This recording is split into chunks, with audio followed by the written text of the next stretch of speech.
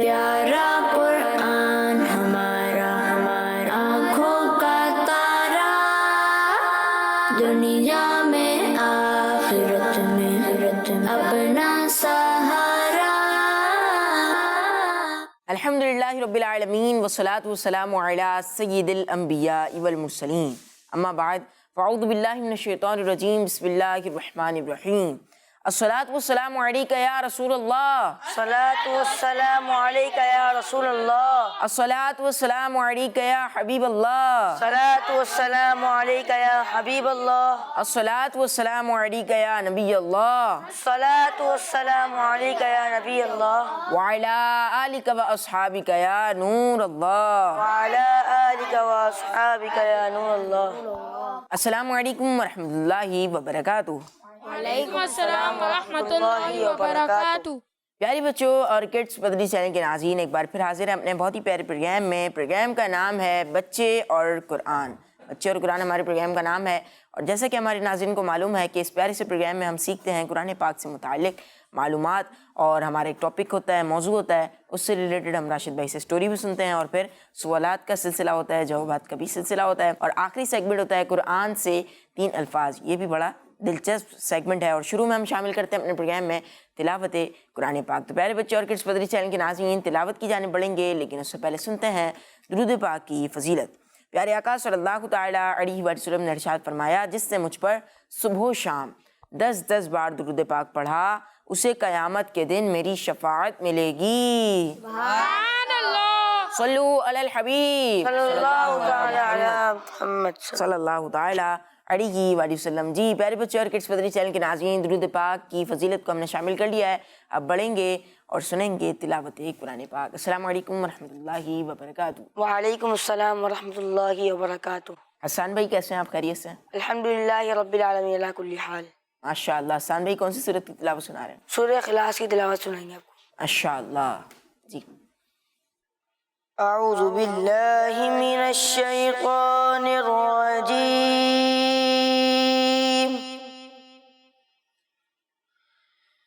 بسم اللہ الرحمن الرحیم،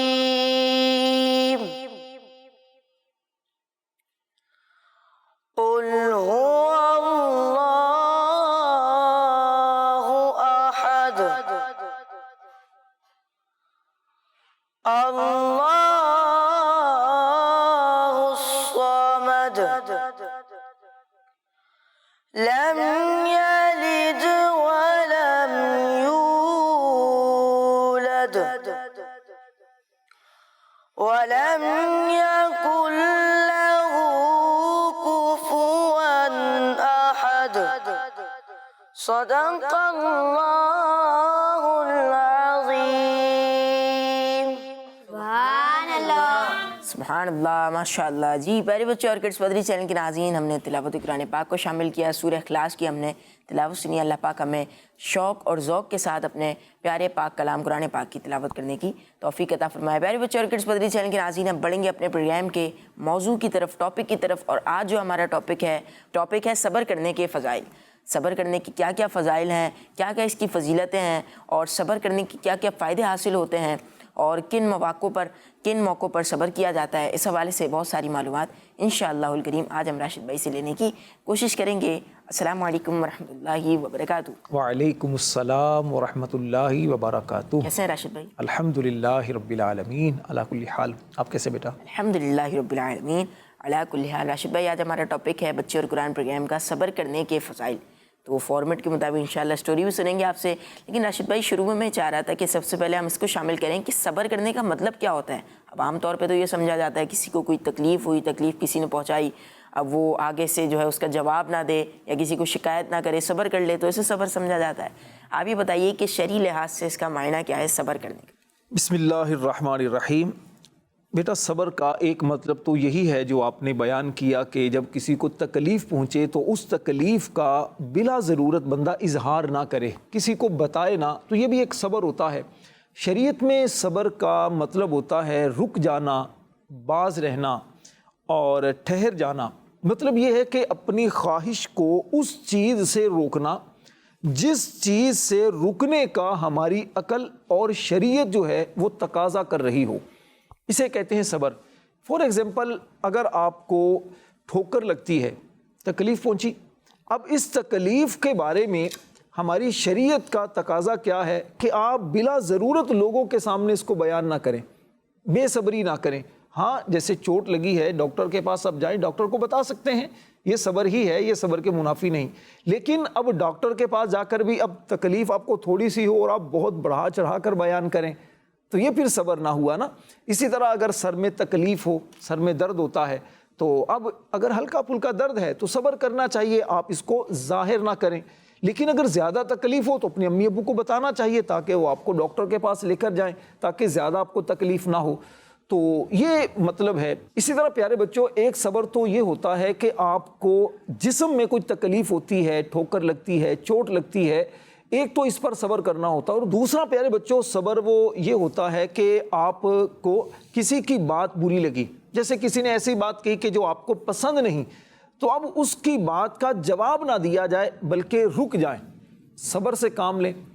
بات کا جواب دینا، اور اس نے ایک کہی، آپ نے 2 باتیں سنا دی، اس نے تھوڑا سا غصے سے آپ کو کچھ کہا اور آپ نے آگے سے گالیاں نکالنا شروع کر دیں، تو یہ پھر صبر نہ ہوا۔ تو یہ بھی ایک صبر آپ نے یہاں بھی کرنا ہے کہ اگر کوئی آپ کو تکلیف پہنچائے، اپنی زبان سے تکلیف پہنچا دیتا ہے، تو یہاں بھی اس کی بات کا جواب نہ دینا بلکہ صبر سے کام لینا اور اسے معاف کر دینا، یہ بھی صبر ہوتا ہے۔ راشد بھائی، یہ تو ہمیں صبر کرنے کے 2 پہلو پتہ چل گئے۔ اب راشد بھائی، ایک اور سوال میرا مزید ہے، پھر انشاءاللہ الکریم اسٹوری کی طرف بڑھیں گے۔ سوال یہ تھا راشد بھائی کہ اب جیسے سخت سردیوں کے دن چل رہے ہوں، اب اس میں صبح فجر کی نماز کے لیے اٹھنا ہے اور پھر وضو بھی کرنا ہے ٹھنڈے پانی سے، اور اس کے علاوہ گرمیوں میں رمضان شریف آ گیا، رمضان کے روزے رکھنے ہیں، تو اب اس میں بھی تکلیف اور پریشانی ہوتی ہے، تو اگر اس پہ بھی ہم صبر کریں گے تو کیا صبر کرنے کا ثواب بھی ملے گا، اور کیا یہ بھی صبر ہے؟ جی بیٹا، بالکل صبر ہے یہ، عبادت پر اپنے آپ کو روکنا اور عبادت کے لیے تیار کرنا۔ آپ کا نفس، آپ کی خواہش نہیں ہے کہ میں عبادت کروں، صبح فجر کی نماز کے لیے اپنا بستر چھوڑ کر مسجد میں جا کر نماز پڑھوں، یا اگر پانی گرم نہیں ہے تو ٹھنڈے پانی سے وضو کروں، یہ نفس پر تھوڑا بھاری لگتا ہے نا، تو اس مشقت کو بھی برداشت کرنا یہ بھی صبر ہے۔ اسی طرح روزہ رکھ کے بھوک پیاس کو برداشت کرنا یہ بھی صبر ہے۔ اچھا پیارے بچوں، آپ کو پتہ ہے ماہ رمضان کا ایک نام ماہ صبر بھی ہے۔ ایک نام کیا ہے؟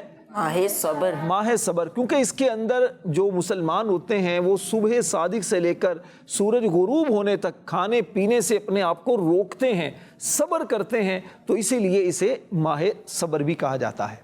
جی راشد بھائی، ماشاءاللہ اپنے اچھے طریقے سے، بہت اچھے انداز میں بچوں کو سمجھا دیا۔ میں امید کرتا ہوں کہ جو مدنی چینل کے ناظرین ہیں ان کو بھی سمجھ آ گیا ہوگا کہ صبر ہوتا کیا ہے، اور صبر کرنے کے حوالے سے جو معنی ہوتے ہیں، مفہوم ہوتا ہے، وہ ہمیں راشد بھائی نے ہمیں بتا دیا۔ اب راشد بھائی اسٹوری کی طرف بڑھیں گے، آج کی اسٹوری پروگرام کی۔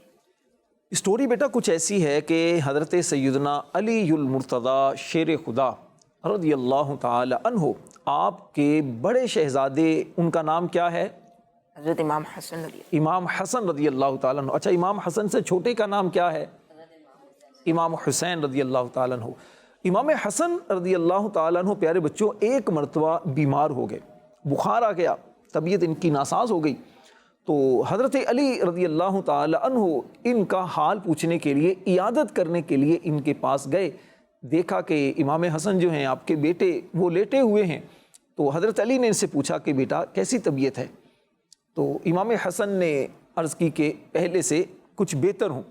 تو حضرت علی نے فرمایا اگر اللہ نے چاہا تو بہتر ہی رہے گا، آپ کو انشاءاللہ صحت مل جائے گی۔ پھر امام حسن رضی اللہ تعالی عنہ نے اپنے بابا جان حضرت علی سے عرض کی کہ بابا جان مجھے آپ سہارا دے کر بٹھائیے۔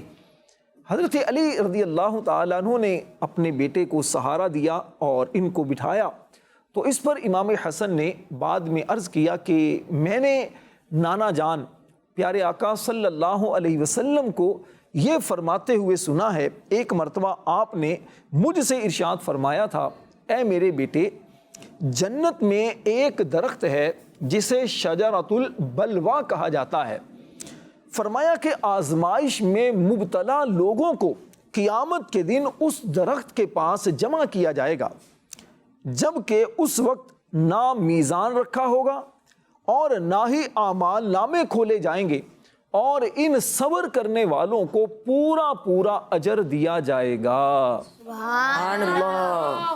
پھر پیارے نبی صلی اللہ علیہ وسلم نے قرآن پاک کی یہ آیت کریمہ تلاوت فرمائی، انما یوفی الصابرون اجرہم بغیر حساب، صبر کرنے والوں ہی کو ان کا ثواب بے حساب بھرپور دیا جائے گا۔ سبحان اللہ۔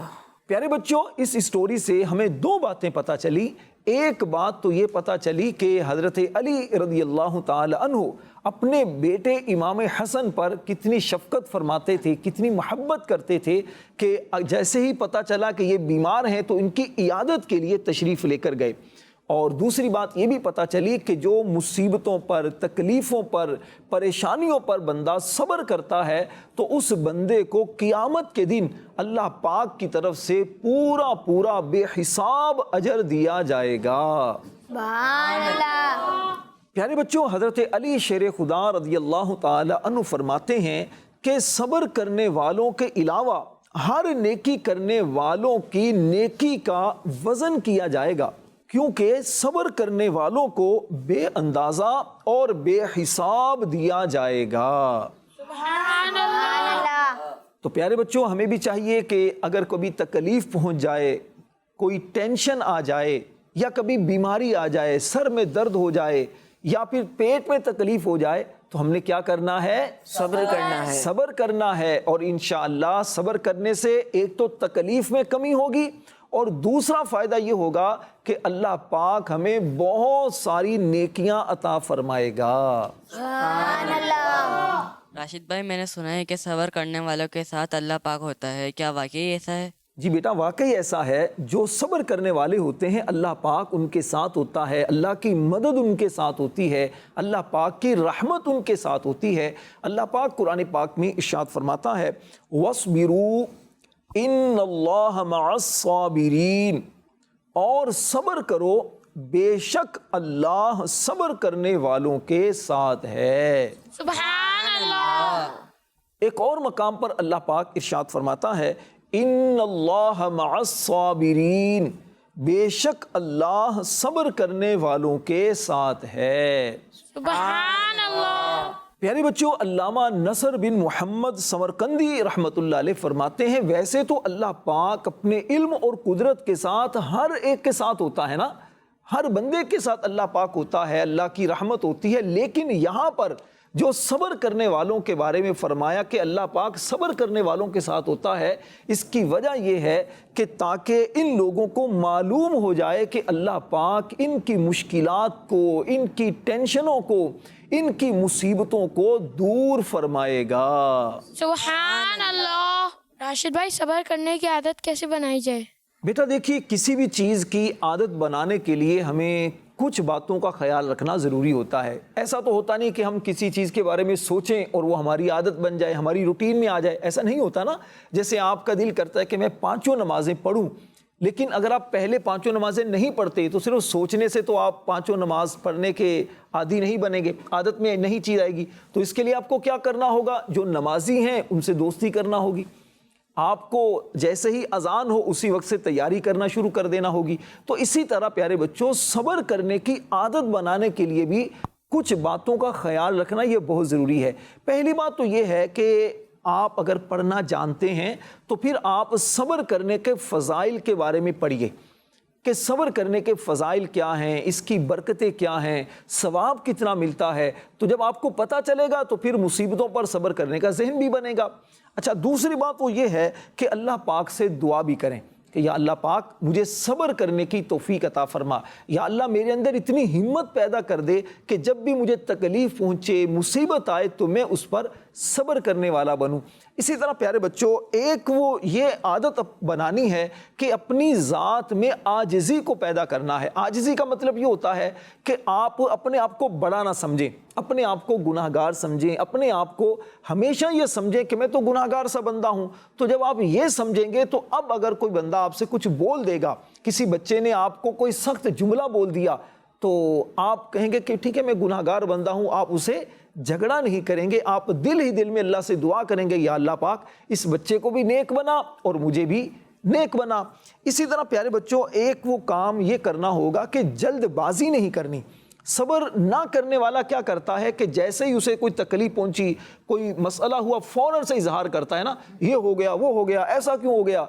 लेकिन जो सब्र करने वाला होता है तो वो जल्दी जल्दी बातों को जाहिर नहीं करता, बल्कि कंट्रोल करता है, खुद को कंट्रोल करता है और अपनी तकलीफ को दूसरों के सामने बिला ज़रूरत वो जाहिर नहीं करता। तो अपने अंदर से जल्दबाजी की जो आदत है ना, उसको ख़त्म करना है। अच्छा प्यारे बच्चों, एक वो ये कोशिश करनी है कि मुआफ़ करने की आदत बनानी है।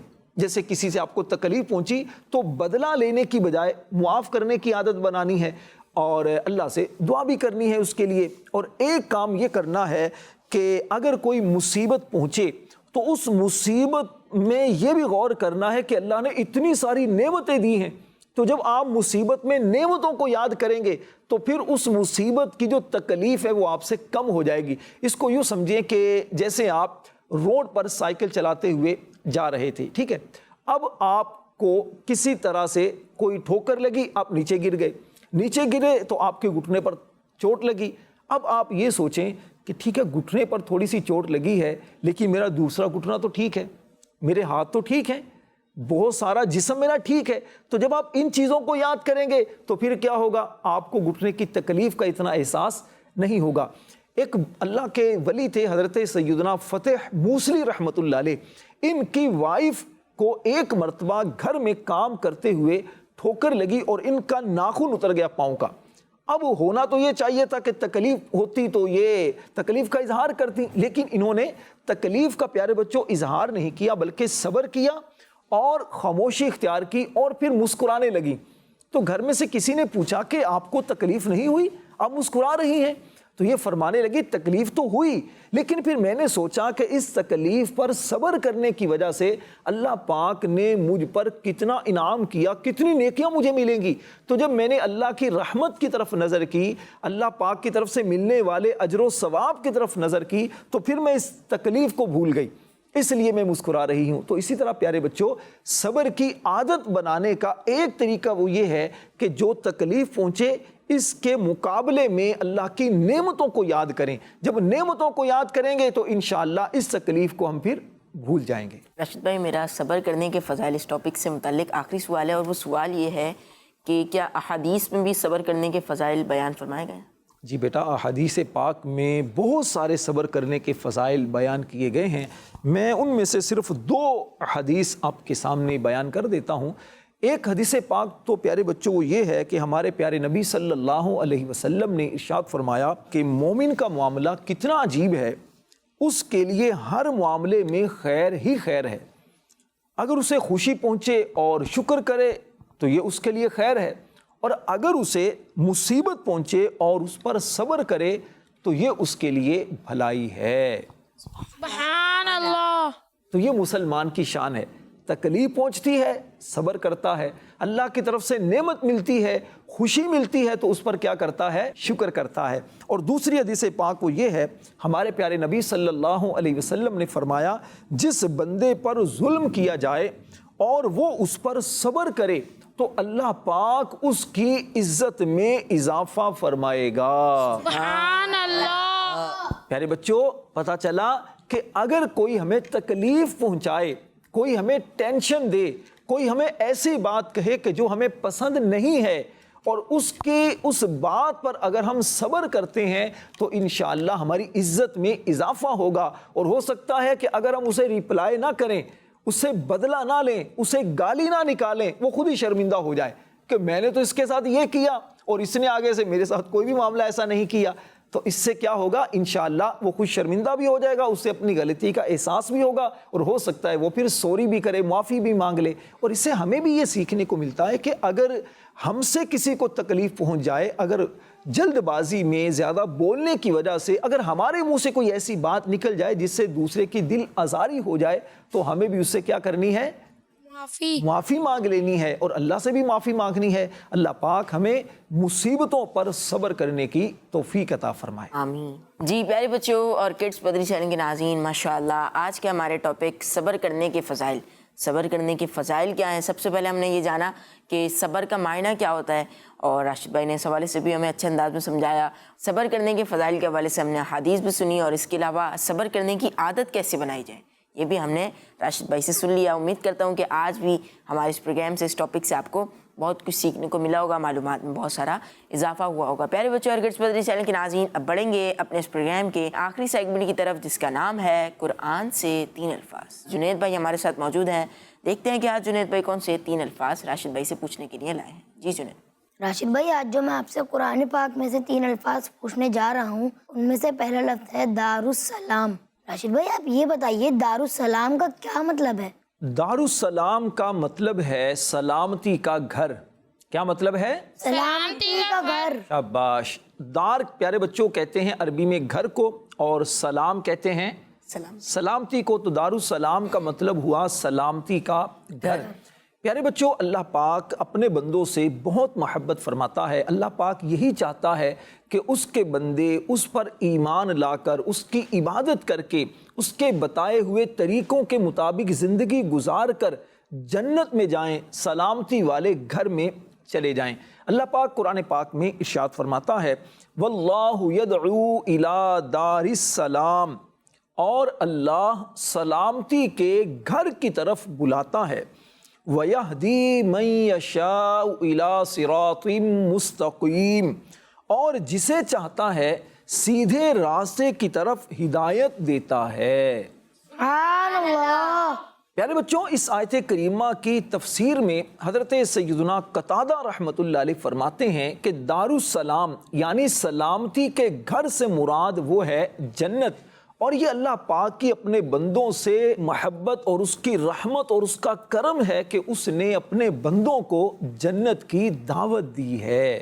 سبحان اللہ. اللہ سے ہم دعا کرتے ہیں اللہ پاک ہم سب کو جنت میں بلا حساب و کتاب داخلہ نصیب فرمائے. آمین. راشد بھائی میرا دوسرا لفظ ہے الناس. راشد بھائی میں نے قرآن پاک میں الناس کئی جگہوں پر پڑھا ہے اور قرآن پاک کی آخری سورت کا نام سورہ ناس ہے. راشد بھائی یہ بتائیے کہ الناس کا مطلب کیا ہے؟ الناس کا مطلب کیا ہے؟ لوگ. اللہ پاک پیارے بچوں لوگوں سے, انسانوں سے بہت محبت فرماتا ہے.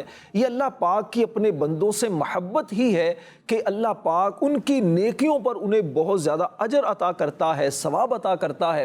اور اگر بندے اس کی نافرمانی کریں, گناہ کریں, تو اللہ پاک انہیں فوراً عذاب نہیں دیتا بلکہ انہیں مہلت دیتا ہے کہ میرے بندے توبہ کر لیں. اور کتنے لوگ مرنے سے پہلے توبہ کر لیتے ہیں, نیک ہو جاتے ہیں. اسی طرح پیارے بچوں ہم جو بھی کام کرتے ہیں, اچھے کرتے ہیں یا برے کرتے ہیں, اللہ پاک اس میں انصاف فرماتا ہے. اللہ اپنی رحمت سے جنت میں بندوں کو داخل فرمائے گا جو ایمان والے ہوں گے. اور اسی طرح جو گناہ گار ہوں گے, غیر مسلم ہوں گے, تو ان پر جو عذاب آئے گا تو ان پر عذاب ان کے گناہوں کی وجہ سے آئے گا, انہیں سزا ان کے گناہوں کی وجہ سے ملے گی. اللہ پاک کسی پر بھی ظلم نہیں فرماتا. اللہ پاک پیارے بچوں قرآن پاک میں ارشاد فرماتا ہے ان اللہ لا یظلم الناس شیئا ولکن الناس انفسهم یظلمون. بے شک اللہ لوگوں پر کچھ ظلم نہیں کرتا, ہاں لوگ ہی اپنی جانوں پر ظلم کرتے ہیں. تو پیارے بچوں ہمیں چاہیے کہ ہم نماز پڑھیں, قرآن پڑھیں, اللہ سے دعا کرتے رہیں, اللہ کی نافرمانی نہ کریں, گناہ نہ کریں, بلکہ اچھے اچھے کام کر کے اللہ پاک کو راضی کرتے رہیں تاکہ اللہ پاک اپنی رحمت سے ہمیں جنت میں داخل فرمائے. آمین. آمین. راشد بھائی میرا تیسرا اور آخری لفظ وہ ہے موعظہ. آپ یہ بتائیے کہ موعظہ کا کیا مطلب ہے؟ موعظہ بیٹا کہتے ہیں نصیحت کو.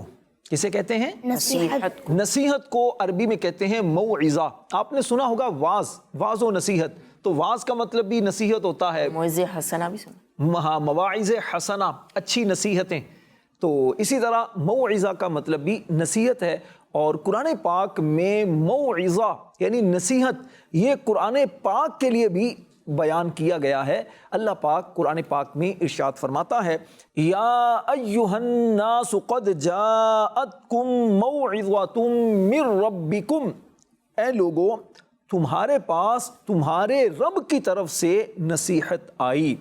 پیارے بچوں، اس آیت کریمہ کی تفسیر میں علماء کرام نے بیان فرمایا یہاں نصیحت سے مراد ہے قرآن پاک، یعنی اللہ پاک کی طرف سے تمہارے پاس قرآن پاک آیا۔ اب جب قرآن پاک اللہ پاک کی طرف سے آیا ہے تو ہمیں قرآن پاک کو پڑھنا ہے، قرآن پاک کو سمجھنا ہے، اس کے مطابق ہم نے زندگی گزارنی ہے۔ اللہ پاک سے دعا ہے اللہ پاک نور قرآن سے ہمارے دلوں کو منور فرمائے اور قرآن پاک کے مطابق ہمیں زندگی گزارنے کی توفیق عطا فرمائے، آمین۔